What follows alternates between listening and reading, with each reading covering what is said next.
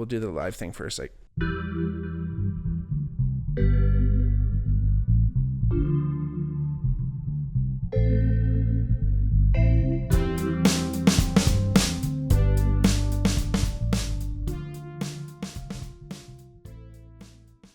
hey everybody, welcome back to the Bigmark podcast. It's me, your host, Bigmark.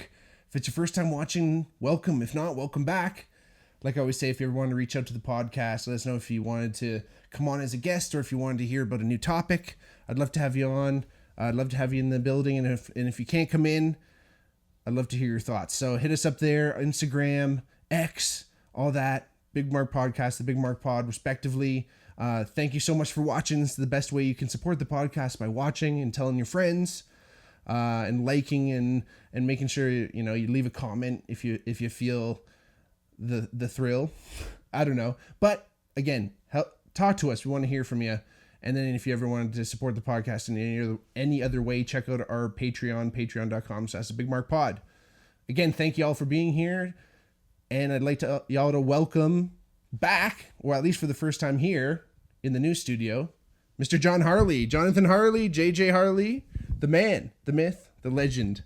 Thanks for having me back. Of course, my brother. And it was funny when I was doing the 200th episode, I was looking back on the podcast and I always felt like, oh, you've definitely been on like more than once. But alas, he's only been on one time before. That would have to do with the number of topics we had the last time we were on this podcast. That's probably what it was. Yeah. Felt like we did multiple podcasts in one. I seem to remember we did a deep dive on linguistics. Definitely. That sounds about right. I mean, for anyone who is watching us who hasn't watched the last episode with John on, or doesn't know who either of us are, we are one half of Wreckless Harbour. John and I spend a lot of our time together, mostly playing in our beloved band, which we were just talking about this the other day. It's hard to do we want to say we're indie folk? We're indie folk darlings. I could accept that as a quote that someone else has said about us. Because we were just talking about this, like, again, that whole thing about the genre, like accepting a genre, and who told you? That was Brian Doyle out east, who told me that one of the mistakes that we were making was to identify with the genre, and I get the message of that. It's certainly something that can hold you back creatively if you've got this idea of a label that you're aspiring to, and that could be a part of what informs that kind of position on whether you identify with a genre. Mm-hmm. Personally, I identify with indie folk very proudly. Mm-hmm. There's a lot of music in that world that I definitely have compartmentalized in its own little place, amongst the many places that music holds in my heart. And when I think of having music out there that's inspired and gets to stand on the shoulders of giants in that area, I'm very proud to say that, if that label was tagged onto us, I'd be happy with that. Mm-hmm. But I'm also someone who has just very naturally looked at myself and other people as being made up of all sorts of parts. For sure. I recently have been reading a lot on internal family systems. I recently just did like a training on that, and the whole idea of that is that all of us, are made up of parts, and there's a higher self that's got a relationship with all these parts. But I have comfort with the idea that there can be a part of me that is indie folk, but there can also be a part of me that is classical, because I'm a classically trained violinist who is trying to do things that sound like what a fiddle player would do, but I've never actually been to a fiddle camp proper or trained under a fiddle instructor, mentor, that kind of thing. So there is that part that's there as well. And I think when we embrace parts like that, we're a little less likely to fall under things like a imposter syndrome, because that's always got some idea what's this presentation supposed to be, right? Mm-hmm. What's this this self-image that is usually defined by some sort of rigid black and white boundaries as to what that is and what fits in, what does not, and being so hard on yourself because you try to fit this mono model of what a figure is supposed to be. So I think that's something that I spent a lot of time being mixed identity to, being half Asian, half like half Chinese, half English. That was something that I grew up with off the bat. And so the idea that there's something about me which is not defined by either one of those halves or whatever other piece of ancestry might be in there, you know, like, you know, we all can look back at things and it can come from all over the place. So if you really want to tie into like, you know, this is what I am, then you're going to have a hard time with really defining that if that's your metric. I think, again, you know, we've always talked about this in our band, like we have these diverse musical backgrounds, and then we also have these diverse personal backgrounds and all these different experiences, which I think come through in the writing in some ways, right? And you know, we're still working on getting my song out there. We've cracked the crust. We had to put a little bit of a break on things because we went out. I guess it's been a while since we've actually looked at that, probably since before we went out east, which is too long. It has been a time, but we just haven't been breaking down songs because we've just been in a different stage. But hella busy. Absolutely, and I'm very pleased to hear you announcing on public publications out there that Mark Kuczynski has a song. Hey, that's what I always said when I first started this podcast. Like, I'm repeating what Joey Diaz said once. The comedian Joey Diaz. He's like, having a podcast keeps you honest, and in a way that when I say something on here, I want to be able to live up to it. Obviously, not only to myself, but to everyone who's listening, and it's just something that is like, I've kind of like put it out there, right? And it's not only just out in the universe, but it's like in the metaverse. So for any of the Wreckless Harbour archivists out there, just know that if you want to hear the news first, you have to come to the Bigmark podcast. That's right. That's where all of the juicy details, the clues to our future quizzes, if we go Taylor Swift style with having puzzles for what's coming next. Right. Chances are the answer's going to be on the Bigmark podcast. Exactly. It's going to be this cross-pollination.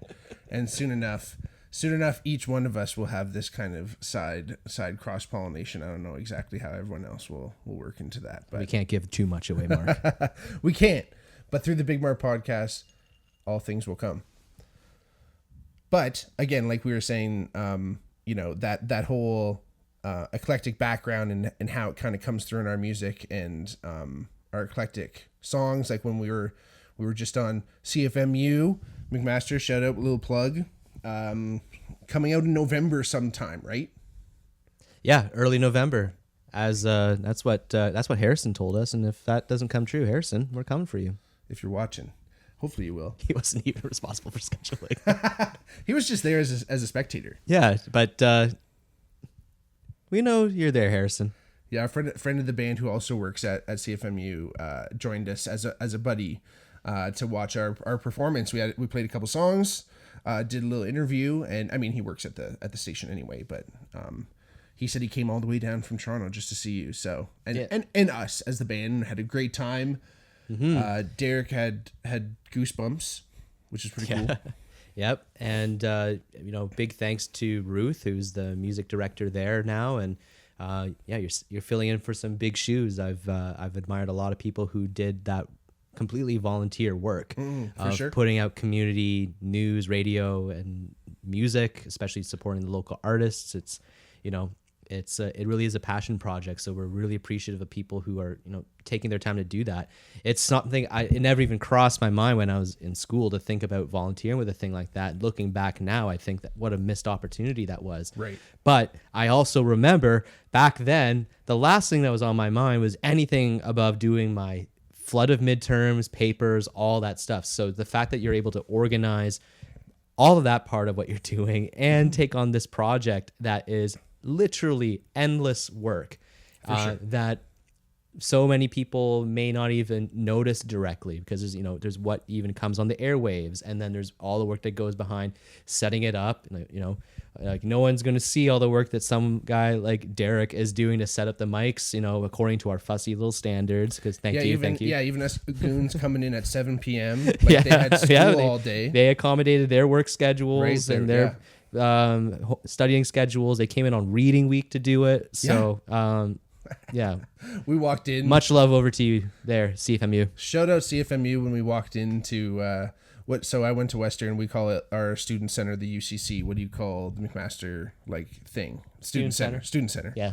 When we're walking through the student center, I'm like, why the fuck is it so dead? And then you're like, it's reading week. I'm like, oh, right. Right. But man, yeah, CFMU, man. Like I remember growing up listening to it. Like Andrea listened to it all the time because it had the local stuff. It had the new cool underground stuff too that might not make it, at least back in the day, it didn't make it through all the barriers that existed to get on mainstream radio back in the day. Yeah. Like, yeah, maybe you'd get put on the edge on the fucking wedge at 2 a.m.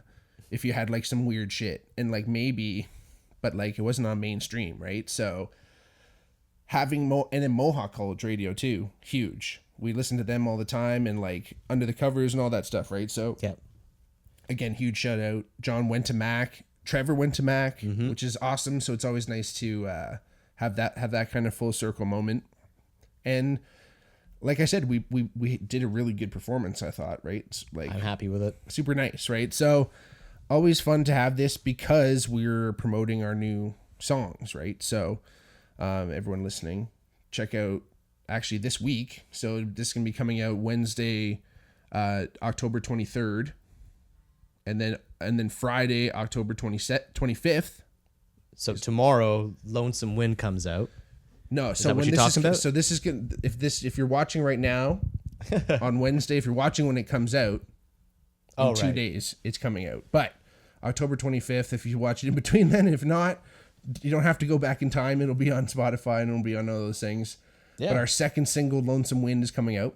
Yeah, it's so gonna by be the super time fun. you're watching or listening to this podcast, we're going to have 2 singles out there. Yeah. You'll have Gold and Lonesome Wind, and who knows what else. Yeah, I mean, like this podcast is evergreen. So if you're coming back to this years in the future, like we said, the Wreckless Harbour archivists, when they're digging this out, when they have to go all the way back to 200 and the 202nd podcast. Did you know that on every third word there's a clue from Mark Kaczynski? Why isn't Mark wearing any pants?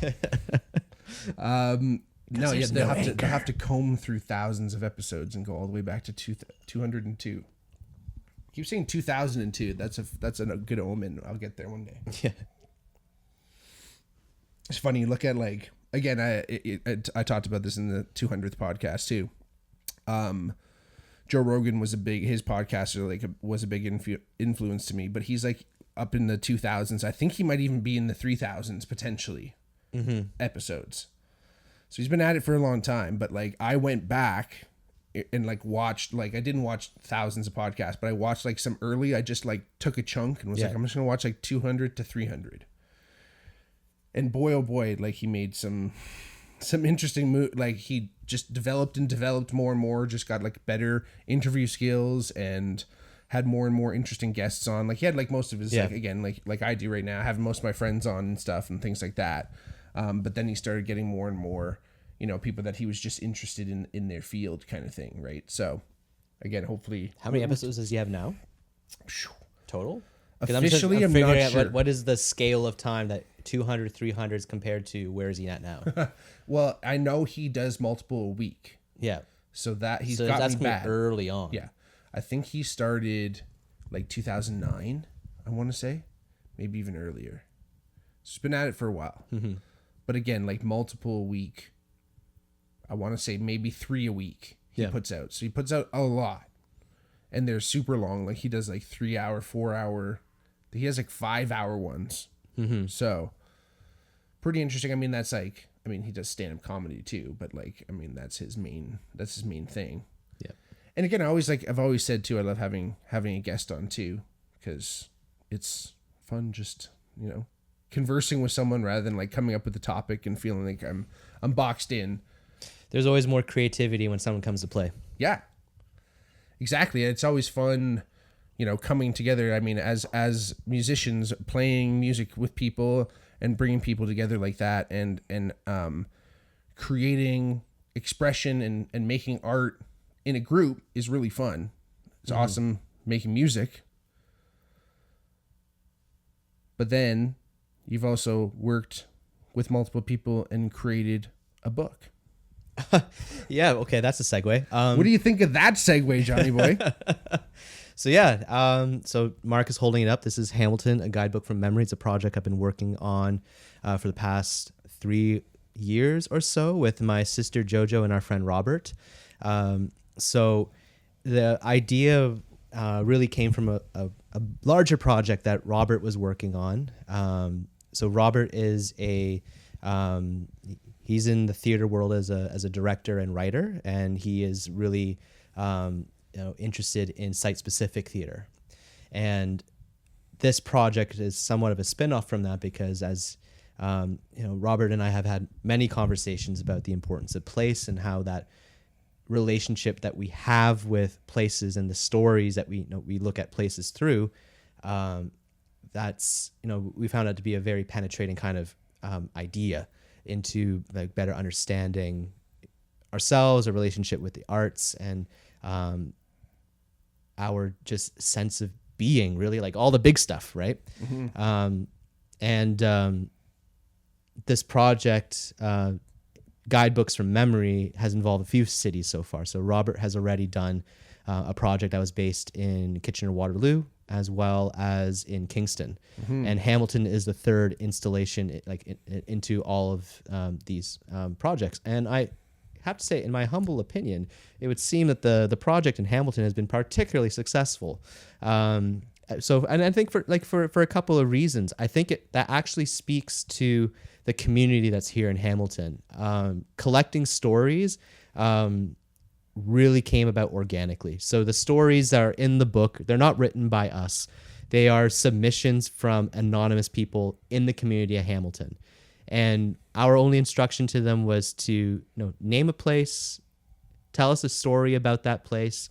There might have been a question on there as well about if this place had a song, what would it be? So we did get some submissions for some of the songs. That didn't make it into the final publication. So I can't remember any specific examples off the top of my head of what they were, but I'm sure I could see Mark giving the eye like, ooh, what were some of those songs? And I'm afraid to say I don't remember them because we've just been more concerned with the priority of slapping these stories together in a book and publishing it. Because although we've been working on it for the better part of 3 years, a lot of the work really happened in the last month. Because when we originally applied for this project, we had just had a pandemic hit. So things were, there was a very different environment that we were working at the time. So a lot of the stories do reference that. There's a lot of reference to what people's experiences were in those places connected with COVID. And so given that, it's called a guidebook from memory, I'm looking through these stories and it's triggering all sorts of memories for me, because when we were all in the lockdown, I spent a lot of time doing walks, and that was sometimes with people or with an earbud in my ear, just talking to someone and, over Discord or whatever. And that was something I did for company. But in terms of something of what I was going to do to continue to be in this place, the relationships we were having with places were changing so much. Anyway, I've deviated a little bit about talking from the project. I will get to this stuff because I do think it's really relevant to my creative experience in it. But Robert came forward with this idea, wrote it into a grant to the city of Hamilton. So the city of Hamilton did partially fund this project through the City Enrichment Fund. And then we also got grant funding and through our partnership with the Hamilton Artists Inc. So they helped with covering the costs of actually bringing the book to print, as well as paying for me to perform at the book launch. And that really speaks to the depth of my involvement with it, that we were all together in trying to collect the stories. Robert really was the director of all of this, of saying now let's feature art, and that's where Jojo came in, and let's feature music, and that's where I came in. And I had all this time to think about, well, if I'm gonna come up with music for these places, and it's I've always wanted to do film scoring, and this has been probably the closest commission I've had to that, aside from one little stint where I had for a friend of mine who submitted a little documentary for their classes at Mohawk. So I tried to do a little Planet Earth inspired string thing on my little Rolly synth. Oh, cool. But this was the first project of okay, this is going to have your name on it. Do something with intention. Whew. Okay. And I'm so glad in a way that it took us so long to get to this stage, because in between the time where we started this project and where we are now. Wreckless Harbour happened in that time. Mm-hmm. I also did my master's thesis, which was on place studies. I was very interested in the topic of psychogeography. Mm-hmm. And so I spent 2 years thinking about our relationship with places and what meaningful teaching experiences can we have when we think about places, because my thesis was about field instructors in social work doing basically a psychogeographic exercise with students of trying to engage students in a conversation about like what's the story you have of this place, and that's could be what's the story of your placement, what's the story of what you've had here before, did you grow up here versus is this a place that you're a newcomer to, how have you felt about your engagement with this place and what have you learned, and doing that in such a way that it was going to be a really a critical but personal exercise, like something that would be a little bit outside of the norms of like take on a critical reflection and think about like your social location. Like they would have been pretty familiar with that kind of exercise, but I really wanted to bring it back to like, what's going to be a takeaway, what's going to be your interaction with the story that we have here, because one of the things that happens in the geography of places, like we come into these places and there's a story already being told. And that might be through what street signs are set up in the city, what names are on the street signs, which figures are represented on statues, places that we've been told are important, places where sports events happen, music events happen. All of these places start to become part of a larger story of what this city, this township, this community tells about itself and gets told to others. And there's a social work student here. So this like the postmodern philosophy idea that, there are figures of power that are really holding the reins of how those stories are told. What we wanted to do from an artistic direction was like, it counters that a little bit. It's going to be, any person from the community is welcome to tell a story that's related to them. And we have stories that come from all walks of life, and it's very evident in the stories. One of the partners that we actually had a number of submissions from a group called Keeping Six, which is a group that's in Hamilton that brings awareness to advocating for the rights of people who are living in the encampments and dealing with homelessness and people who are marginalized as a result of whatever challenges in life that they face that led there. And these are valuable voices. It's become a very important part of everyone's experience of Hamilton. Yeah. And it's become a very important problem. So we felt that we were very privileged to have submissions from folks who were part of that. And they're amongst our favorite submissions in the story, in the guidebook. So we wanted to have some sort of guidebook that wasn't going to be like a tourist book, like go see Dundurn Castle, go see Cops Coliseum or whatever it's called now. And we really wanted it to be, this is the story of Hamilton told by Hamiltonians.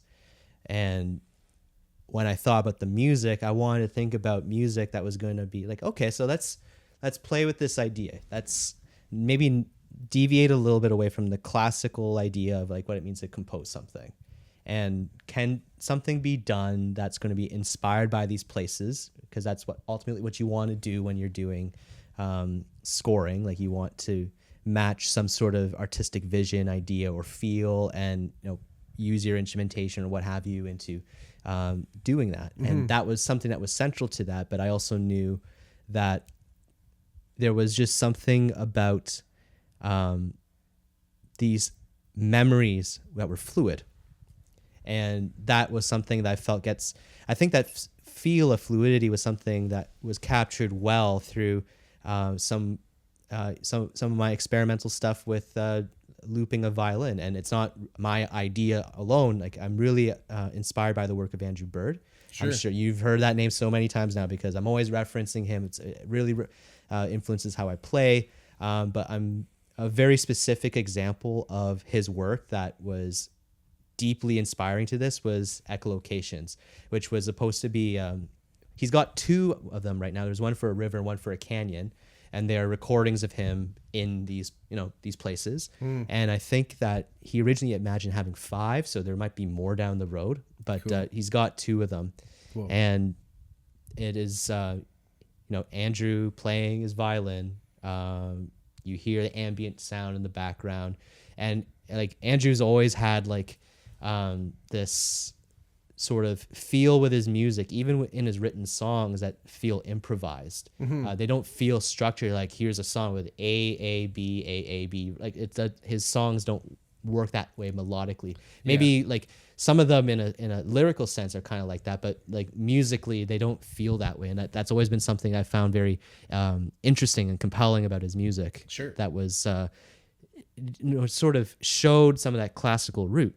Yeah. Because classical music has always been like that. Like the idea of the song is like da da da da da da. Like and it carries on. It might repeat through motifs, but not through like a structure that was like, okay, we've been here before and now we're back and we're going back. And that's I think that's something that I would imagine as part of what influences the sound, because I mean I've done deep dives. I know he's also done like Suzuki School and I even read things where I had similar problems to him when I was doing my music lessons, because I would, I always looked at sheet music as more of a guideline than it was an actual like, dictation of like notes and keys and timing. And it was something I always got in trouble with sight reading and exercises and things like that. But I definitely learned to capture a feel. So, with all of that, I really focused on doing the music with my violin, 5 strings, and so I got the extra low note so I can capture, that sort of depth of emotion with those low C notes, because it's a combination of a viola and a violin, having that low note. I know you've talked about him before, but it all sounds like you're of the Brian Eno school as well. Well, I was going to get there because I'm already finding like, oh, look at this conversation, like all these different places. But welcome to the Bigmark podcast. I spend all this time with the violin looping during the pandemic as well. And so it just made so much sense that this would be the medium that I would use to make this soundtrack. I thought of some different ideas because it was also things like I had some melodies that were more like predictable, conventional melodies that I like a lot, but I thought maybe I would do an instrumental version of them because I like them to see the light of day and somehow. But I ended up opting not to do that. Everything that I played and recorded for this book, I had some motif ideas, so I might have known I was going to do like here's a little arpeggiated thing, or here's a more percussive thing. Start with that, see where it goes.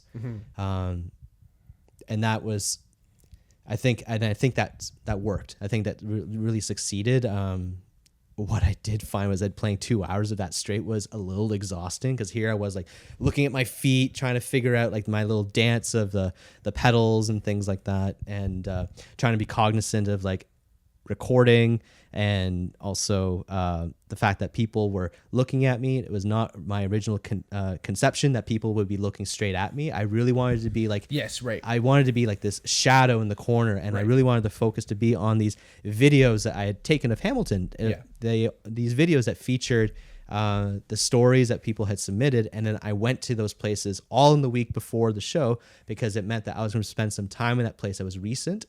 I filtered it based on like they were going to be places that were important to me already somehow.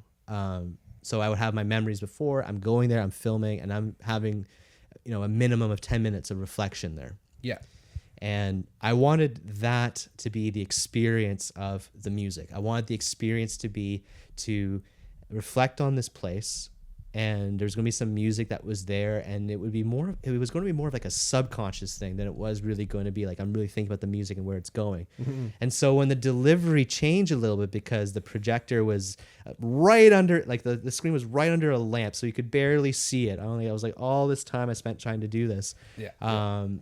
And everyone's looking at me. So I'm very conscious about the fact, like, this is now a different performance than I've conceived of. I am now a performer rather than a vessel of this music that's like accompanying this screen. I'm now someone that has to, like, I'm like, when I think of performing, like, I know it's not I have to, but I think of the body language that goes into how you're presenting the expression of the music, and there's all that's going through my head, as well as coming with the melody. So 2 hours of that took a lot more out of me than I'm used to, because we've played several hours before, and I was less exhausted by that than when we did that. Damn. But you brought up the thing about Eno, so I'm definitely going to go there. So the week before the show, I'm scrolling through Instagram, and there's lots of folks in our community that do giveaways. One of them being Playhouse Theater, one of my favorite spots in the city. Before Playhouse opened, I had wanted so deeply and badly a theater that would show independent films and limited release films, art house films, and have a curator who was going to be selecting these things. And we didn't have that theater in Hamilton for a long time. And then I think it seemed like almost in the span of the same year, we had the Playhouse open and the Westdale. So suddenly we had two theaters where you could see, brilliant films and it didn't matter whether they came out yesterday or 60 years ago. Right. Someone was curating and making interesting choices of what was screened, as well as like some of the limited releases that were coming out that were more contemporary.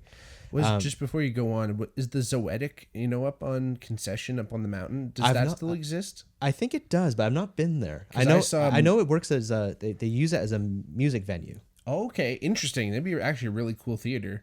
We could probably play there, actually. It'd be nice. That'd be a cool idea. That'd be really interesting.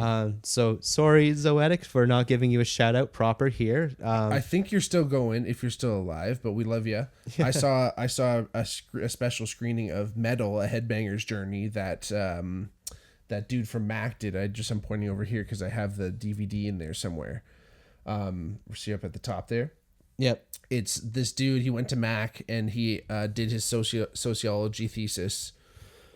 His sociology doctorate thesis, doctor of sociology, whatever. Anyway, on the history of metal, he made this family tree of metal. So remember in CFMU, The Office, they had those kind of musical genre trees. It was very similar to that, but Sabbath, Deep Purple, and then going through it's very, very interesting. But when they showed it at Zoetic, he was actually there, the director and creator. He was there to introduce it, which was sick. But then it was fucking loud as fuck. Yeah. It was so loud. I mean, the director's probably cranked that fucking shit. But it was sick. Okay. It's really good. I have it on DVD there. You should check it out. But anyway, we digress. Hopefully Zoetic, if you're still around, here comes Wreckless Harbour. Yeah. So I was giving this big spiel about Playhouse Theater because they were doing a giveaway for the soundtrack of Brian Eno's music that was part of a documentary called Eno, that is in itself an experimental film. And I've admired Brian Eno's work for a long time as a producer and as doing ambient music. I wasn't thinking of it as being directly connected with everything I was doing, but I just saw that there was this opportunity to win a record, and I love records, so I entered my name for it, and I won the record. I won the giveaway. So there was a part of me which was like, this is amazing, but also I should be rehearsing. This is the week of a show, and I'm now spending my Tuesday night at the theater watching a movie.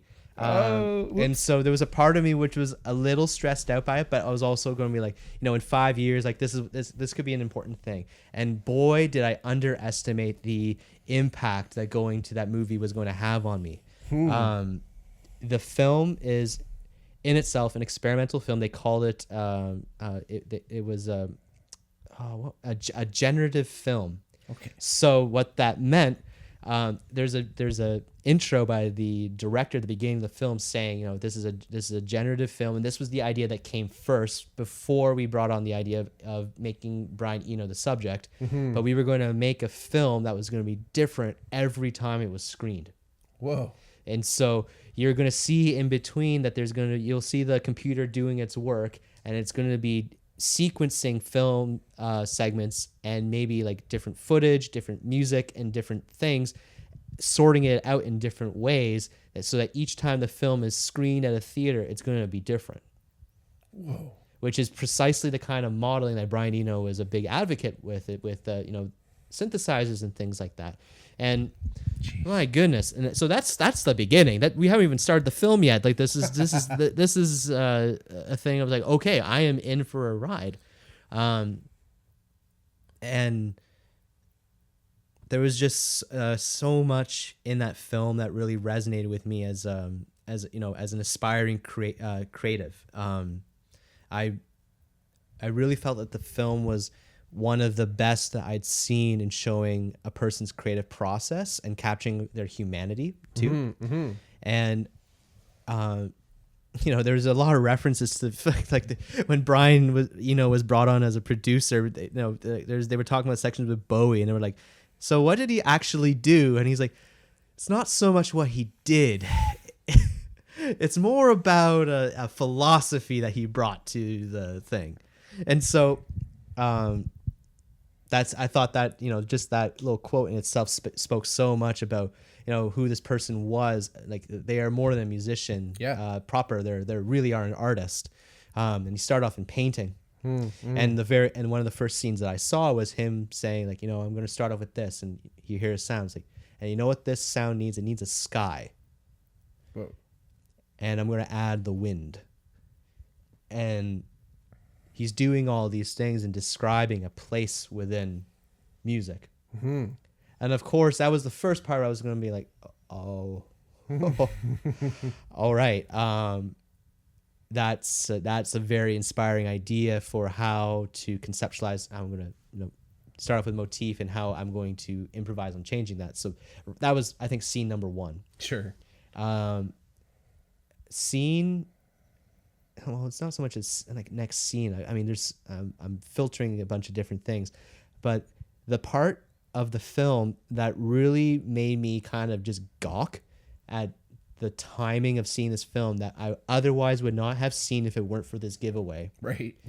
Was that he talked about when he first got a video camera and he started shooting still film images of the city around him, and that what he wanted to do was have like these images that didn't look like they were actually moving, because a movie picture always has the camera moving around, telling a story by the movement of the camera. Right. But he wanted the story of what was being filmed to be told by the small movements that you would look at it, you wouldn't be able to tell it was actually moving until you stood around long enough to see that little details were moving. Yeah. And that was entirely what I had been doing for the past week, filming different parts of Hamilton, because I specifically liked the idea of like, I want a big place, small people, and that from a you would think it was a photo. Exactly. But if you were in a gallery space with a projector, that's a huge thing behind you, then you would see, little people moving along, people giving glances at the camera. You could even overhear conversations. Like, one of the best conversations that came up that was like so perfect for this project was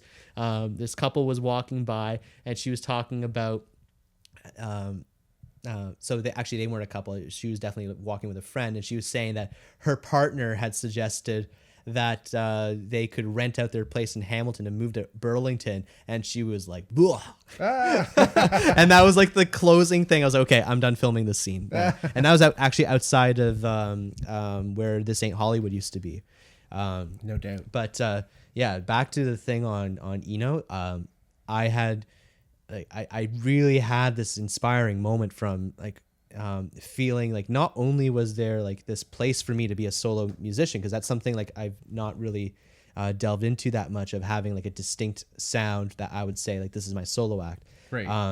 Having my place in that, having my place in Hamilton, and then like watching this film and feeling like, oh, I really resonate with this person and this creativity, and I admire them, and I really felt part of a much bigger thing. I'm not saying like I felt like I'm going to be next Brian. I it's better than that actually. It's just that, I've said this to you before that, like doing music is not about necessarily about making great music. Like you can make not so great music or music that doesn't get recognized and music that is only even heard by you. Like it's, that is all valuable because it's like the purpose of music is not to make great music, but that music is great. Sure. And I think that's the part that, that resonates with me. And I think also resonates with, traditions that have led to music becoming such an important part of our culture. The idea that you're going to have, I mean, for powerful figures, you can have churches that say, do this because God is great. And you can have estates say, do it because our family is great and we contribute to the arts. There's ways that, music has been co-opted into messages like that. But I think that's something that has resonated like across time, across cultures, across denominations, that there is something that has been great about it, great enough to even talk about it. Because we've been talking about some ideas that, what would have come first? It's probably the idea that you make sounds in a harmony, and you would make sounds in a harmony before you even have the words that you would use those sounds to make. Yeah. Let alone put those words together to describe that experience. No kidding. I think there's a compelling argument that music would exist, especially things like singing, would exist before speech, and that would give a lot of there's some thought to be put into there that what's the relationship of music and thought. But this whole thing of seeing it felt so validating to the project, and the first thing I did when I left the theater was like, I got to go film the next scene. And so one of the things that was captured in the story was a UFO sighting out in Stony Creek, outside Eastgate Mall. So that was where I knew I wanted to film that place at night because of the UFO story, but I just knew this was the time. I just went out and I filmed that, and there was this whole journey with making the videos that ultimately didn't really get its moment at the book launch, but I will figure out a different way to present that. But yeah, that was that's the involvement. Yeah. Well, again, like you said, I mean, like that feeling of music and being this artist too, right? And it's like, yeah, you can have musicians that maybe aren't necessarily artists, right? Like that aren't necessarily pouring out their heart and soul, using it as an expression, but and it's more like kind of like a musical factory. You're more of a musical craftsman, and you're just like what kind of goes well together. And then you have that kind of next level, and that level above it even, it can kind of go infinitely in that direction of art where, you have impressionist music. You have this idea like that Eno's doing where it's like every time you listen to this song, it's going to be different somehow, or something's changed, or again, even in film and how those things cross-pollinate too, I think is always such a cool thing. But again, you kind of touched on that whole idea of like it is coming in from somewhere else, right? Like right, there's this where do like ideas and thoughts and that like kind of where does that kind of come from? So right? I spent this morning watching the debate between Jordan Peterson and Richard Dawkins. Wow. Okay. And they were and the subject of it was memes and archetypes. And this was all inspired by Peterson wanted to talk about Dawkins' writings about memes, right. And the idea that memes are the Dawkins' language was a thing of a discussion of itself. Oh my goodness. But he talked about them as like viruses of the mind, right? Because he's not talking about internet memes but like the smallest unit of thought, like these units of thoughts that get spread. And it was interesting hearing him talk about it because he's coming at it. It's like, he said he came from this from a perspective of being interested in natural selection and what a vast and effective method this was of DNA propagating itself. It became like the number one thing that could like propagate, and bring up so much change in life. And he was like, if, maybe on different planets, there is a different system of that there's a different thing that's being propagated. And then he thought, but maybe I don't have to look on different planets because that's probably not going to happen in my lifetime. But, is there something else that propagates that way on Earth? And that's how he came across the idea of ideas, like little memes of thought that could propagate in similar ways, and also be under the same pressures of things like sexual selection probably being the most powerful thing that determines, does this trait carry on or not? And Peterson was using that to talk about the evolution of religious ideas. He was talking about this because he's putting out his book, We Who Wrestle with God, which is going to be talking a lot about that. And he was, he was having this debate with Dawkins, and one of the comments I saw was that it was the unstoppable force against the immovable object. Oh boy. Because Peterson's talking about the archetypes of these stories, right? He's talking about the passion story, and then Dawkins would just be like, so do you actually believe that Mary was a virgin that gave birth? And then always asking these questions, because I'm interested in truth factors. Do you actually believe this event happened as literally described? Right. And Peterson would always respond I'm not qualified to answer that. And he would always talk about but when I'm talking about truth, I'm talking about he was talking about how there might have been some story that was written, and over time it's evolved by different writers and things like that. And Dawkins I agree with that, but then there was this relates back to what you were speaking about, where does it come from? Because there's the idea did it have a divine inspiration? And that's the part where Dawkins and Peterson are just Dawkins is going to be no, I don't need that to explain that at all. Sure. And Peterson's not as sure about that, neither am I, frankly. But that's been something that when I've thought about music creation, there are little memes of music creation, right? They're called genres. Exactly. Sure. Yeah, and or actually no, they make up genres because because the maybe styles that make a genre. Because genres could maybe refer more to archetype, but I don't think there's quite the same thing with archetypes and music that would, at least on initial shallow thought here, I don't see it having the same way. Because when I think of the archetypes, it's what are these timeless phrases of how it's it's done, and I would have to take some more time to think about what that would be relevant to. It's not quite the same because music is so based on those motifs being different. Yeah, it's hard to create an archetype in that sense. But musical styles have hallmark lyrical ideas and stories. I see that, but when it comes to the notes and the music, I'd have to put some more thought into that. But Mixolydian and all those different modes and stuff start to create that kind of idea almost, because they portray a feeling, right? Or minor versus major, things like that even, right? Keys. But and so I think that part I feel I got some steady footing on. There's a lot of memes in music, and that can explain how certain things propagate, the idea let's have rhythm in the song, and let's have something, what does tension feel like, what does harmony feel like, and also just capturing this. I guess if there was an archetype, something like an archetype, I want to be careful. If there was something like that, maybe it'd be the idea of harmonies. Sure. Okay. Because if it was to be something along the lines of an archetype, what is the story that the harmony tells? I'd suggest that what the harmony tells is that the unity of differences is far stronger than the unity of doing the same thing homogeneously. Sure. And that would be the important message of what music means for a culture that is based on the cooperation of people and the cooperation with your environment if you want to actually survive. So something which is a message which I think I wish people took a little bit more seriously when it came to addressing climate change and things like that. But yeah, no kidding.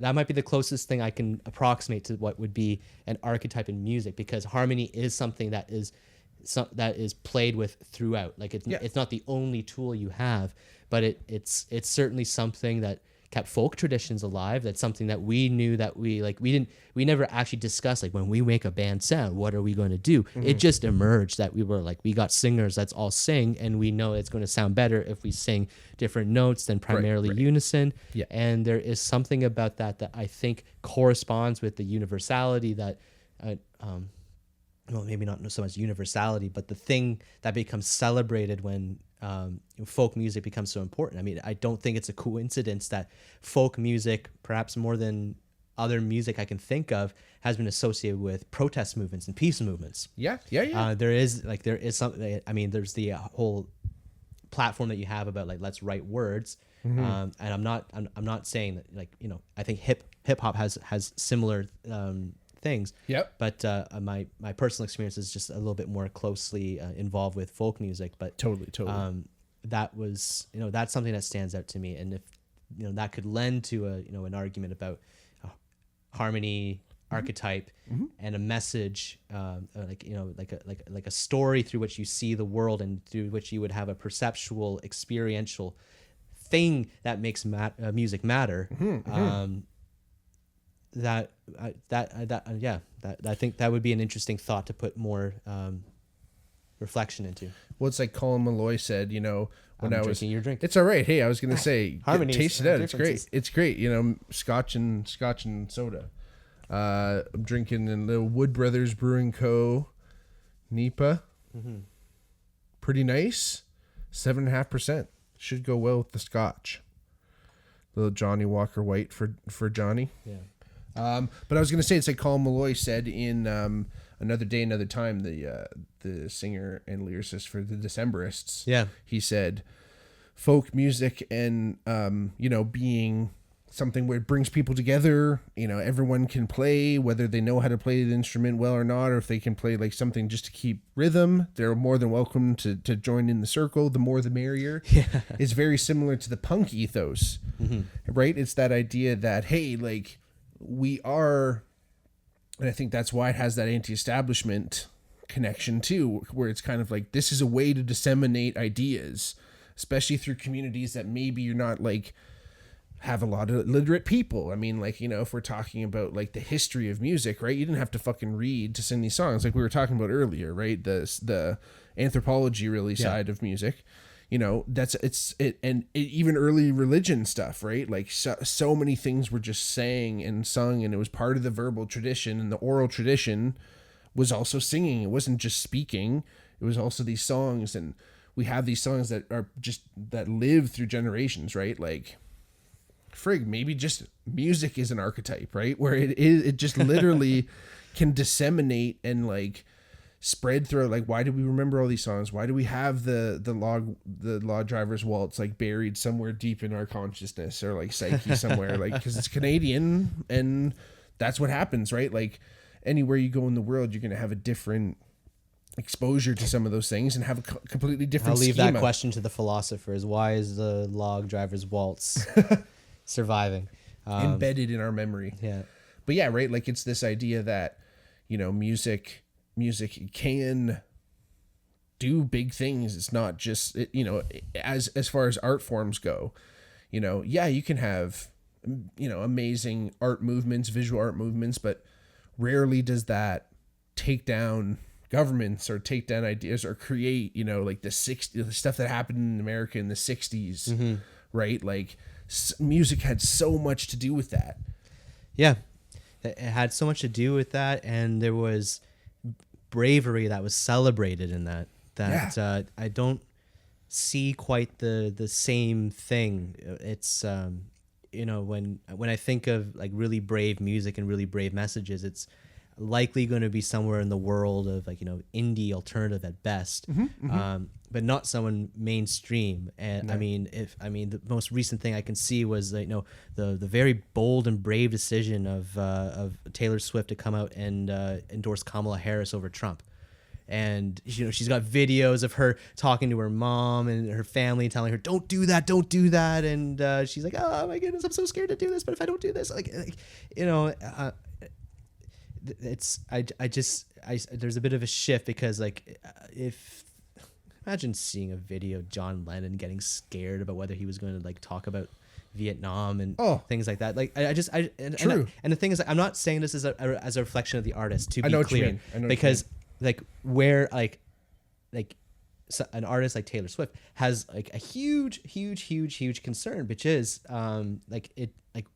we're dealing with a heavily polarized, especially American population that is polarized with results which seem to be a little, they're more complicated if not worse. I really feel unqualified to really say much on measuring it, but that's the sheer number of people and the polarization. Like, it is a very real consequence of that. Yeah. And yeah, like John Lennon, to use that example, like, did get flagged by the CIA and FBI for making comments, and Dude, a lot of these guys. and Dick Nixon was after him, because these were dangerous ideas that they did not want going on, because Sam Cooke. so yeah.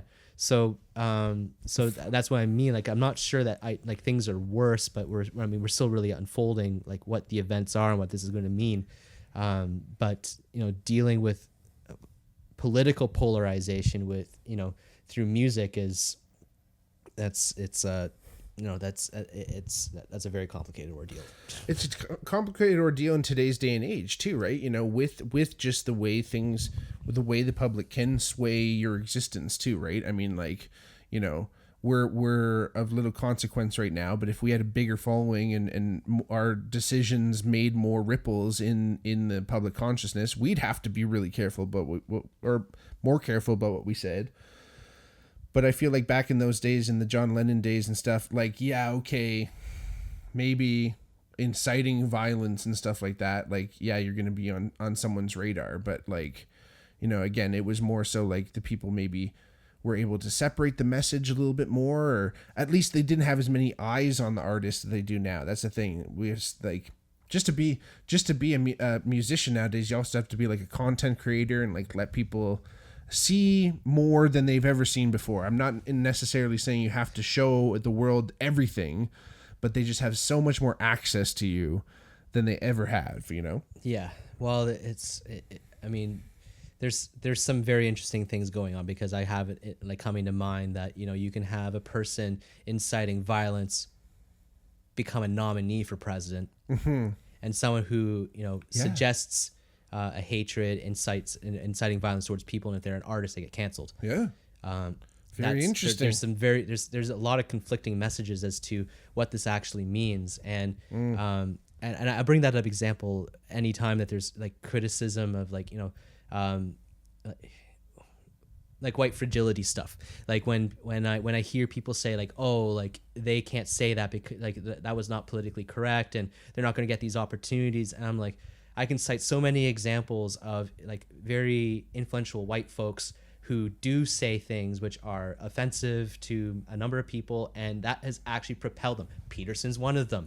He has learned to market the story of, I've been persecuted, I've been set aside in by U of T and the college, and meanwhile he's probably making more bank than ever before and has more influence. But that story resonates with people, because there's people who feel very isolated and pushed aside, so they're like, oh, I resonate with that. But meanwhile, that person's like they've become very successful over that narrative. And Ricky Gervais being another, but he's actually like very declares like very much that like he's just sort of like, I was like, oh, you gotta like you didn't like what I had to say, I live in a mansion, and there's this kind of behavior gets permitted, and on the other hand, there's other people who they can't survive that kind of thing, and I've not really seen much of a consistency as to who gets away with it and who doesn't, for sure. But it's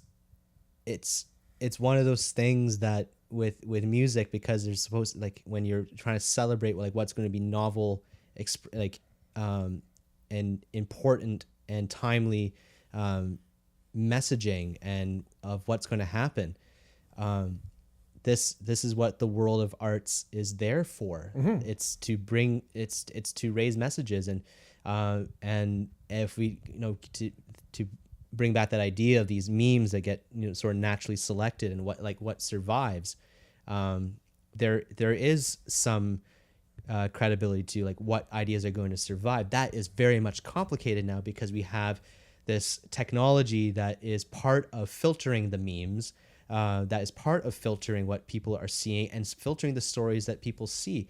And I think there is like a lot of there's a lot of concern to be had about the stories that people look through the world to figure out the facts. Like that's like when we look at different media channels, like someone who's getting their news through Fox versus someone like I like an independent channel called Democracy Now! But if you were watching those two channels, you might as well be on different planets. Sure. But the thing is like because it's what story you're seeing the world through, and if the one is that you like, if the story that you're seeing is like, oh my goodness, the woke people are destroying the establishment as we know it. And then you've got the another channel that can be saying like the establishment is, destroying the establishment as we know it. Yeah. It's good luck out there. And I mean, I feel very privileged, and being the good Chinese Asian kid I'm going to be, I'm going to thank my parents right now for encouraging me in so many different ways to have a critical approach to things, like such as the fact that we are made up of multiple parts. Like I don't have to navigate the world thinking this is the Chinese way to do it, or this is the English way to do it. I knew from the get-go that I was going to hear from people say like that's the Chinese way, but I'm pretty sure someone told me that's the English way too. Basically they say that for the good stuff. And then for the bad nasty stuff they might say it with someone else. But I've heard like this is the nasty thing that we don't trust about Chinese, this is the nasty thing we don't trust about the English. I've heard it like all these different things, and I never had to like side with a flag. And I think that's been a major part that was partly intentional from my parents, that they wanted, like, I know that they wanted me to like develop my own sense of self. I also got to grow up with seeing all sorts of books in my dad's library, ranging from things about like nuclear war worries to what does it mean to see color. Sure. Right. It was a very rich environment to think about. Like there are so many ideas other than the ones I currently possess and comprehend. There are so many ways of thinking and living outside what I see in my small town. I never felt constrained by just seeing what was around me and thinking that's what I fit into. And I think that's something I've always appreciated, the fact that I came from an environment with immigrant parents and that were interested in art and interested in history and also interested in treating people kindly. I think these are all things that became a major part of who I am and why I'm interested in the kind of music I am interested in. I've never been interested in any kind of music that was angry. I understand it has a place for people, but it's just not something that ever really hit my heart. Like for me, that's the thing. I really cared about music that impacted my heart. There was music that really emphasized the best that we can do with love, the best that we can do with kindness, consideration for others, and playing with each other and singing with each other. That doesn't even have to be like a grand thing, because yes, there's a lot of complicated messages about love and songs, but the idea that when you sing together, you're bonding, and in a way that doesn't have to be communicated through the words. It's just the fact that you sing together just makes you connected. Yeah. And that's something that I think the most important and most effective community spaces have known to take it to utilize in building their communities. So I guess to bring some of that to a circle, we started talking about this guidebook from memory in Hamilton. Right. Hamilton's the community that welcomed both of us as musicians, and I will never forget that. I didn't become a musician like I am in my hometown. As much as that hometown has a lot of elements of home which are important to me, there is going to be nowhere in the world that's going to feel like my musical hometown than Hamilton, because it has to do with going to places like the Cotton Factory, being taken under the wing of folks like Bobby and Glenn, being taken like us taking each other into each other's wings, right? Like the fact that we decide we're going to do this thing and spend a lot of time together and commit all this time together doing it when there's so many other things competing for our time, especially like go out, make money, go and produce this thing, go get that job. And I'm very, very glad that I ran into some other like-minded folks who knew that for that time and space, our priority was going to be to make the best music that we can. And that feeling that I've had, that belonging I've had, has carried me through so many challenging things in this place. And that is, that's the heart of what I wanted to put into my contributions to that book. Amazing. Wonderful. I mean, again, I've always felt those things too. And when we've, the places we've gone with music, the heights and the valleys and all that fun stuff. And I think that, again, I'm totally with you, and to see this guidebook kind of come to fruition and see what you did. Like, I was there, when you were performing it live, and I saw the vision. Again, it was interesting how it was, it wasn't exactly how you envisioned it, but again, I think that expression and the way that we put ourselves into the music, I think, is important. I think live music too, right? Like having a place to bring those people together, to be able to sing together, to be able to experience that again, is super important, because we spend so much time not being able to do that. And we talked about essentials for a lot of those years, right? And music and art was in there, but it wasn't really it wasn't as put in the forefront as it should have been, right? Like, that's what happened when everyone was stuck inside. They put on albums, they put on movies, they read books, they watched TV. Yeah. Artists are the ones who are there for you in your darkest fucking moment. Yeah. And it's been there for us. It's been there for you. We've been there for each other. We've been there for other artists, other musicians in that we'll never meet throughout time, that have been born and have died, that we'll never meet, have supported us somehow. And to say that we are part of that body with the songs that we've been putting out is such a beautiful culmination, I think, and such an amazing, not an end point at all, but just a checkpoint, or whatever you want to say, just like another summit on the mountain that we continue to climb. That is music. It's like, what is it? Edoras Pass. What do they call it when they're in the snow? That's Caraderas. Caraderas, right. Edoras is part of that's the horse, part of Rohan. Yeah, the horse lords. Yeah, Goku. No, wait, Gohan, Rohan. Anyway, but yeah, I feel like sometimes it's like that, and there's a foul voice on the wind, and sometimes we're fighting up against the breeze, but then sometimes it feels like we're Legolas up there, even though it's fucking, even though it's coming down, we're stepping lightly on that snow. Yeah. What do you think of that one? Step Lightly, everybody, coming out November 2024.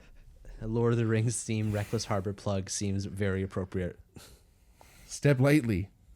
Legolas. What do your elf eyes see? A new album coming out for Wreckless Harbour. That's what I smell. Man flesh. I smell a new album from Wreckless, just like all the different memes. Is this the point where we end the podcast? Yeah, I think this is a perfect point, because as we know, when we start off on one of these tangents, it never ends. Thank you so much for being here today, brother. Always. Thank you.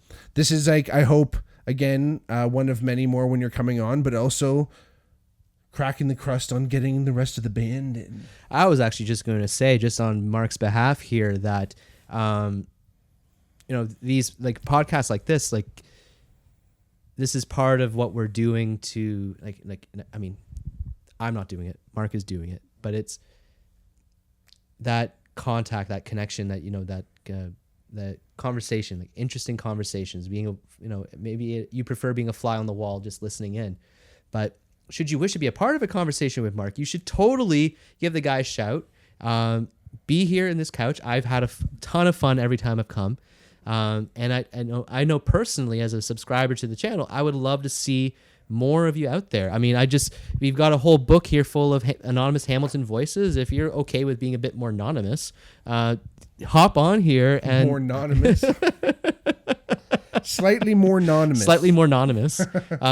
Then yeah, Get on down here. we got a real couch you can sit on. We got Steppy. Hey, try some of that beer, Johnny. It tastes good. Yeah. But yeah, You can drink Mark's beer. yeah, exactly. I'll always have one in the fridge for you. Let's just put it that way. But again, thank you so much for joining us. It's going to be one of many more Wreckless Harbors. I think we could be tough. We could maybe get everyone on at once. It's hard to get everyone in this. I think it's cool when you do one-on-one. I like it more one-on-one. I've done it where I have two people and it's three of us, and that's pushing it because all of a sudden we start talking over each other or no one. And even just still, like I still only have one camera like a schmuck. So it's hard to get everyone in there. But with your help, we might get another camera, everyone. No.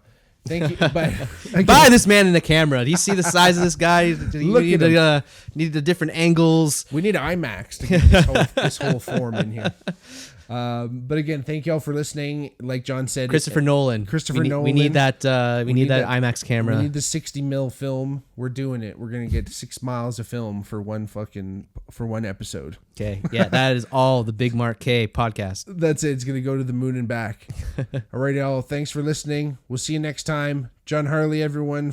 See him at JJ Harley Music at JJ Harley Music on Instagram, and then at Wreckless Harbour. I promise to be a lot less opinionated on my Instagram. Only a lot less, but yeah. Thank y'all again. We'll see you soon. Peace. Peace. Peace.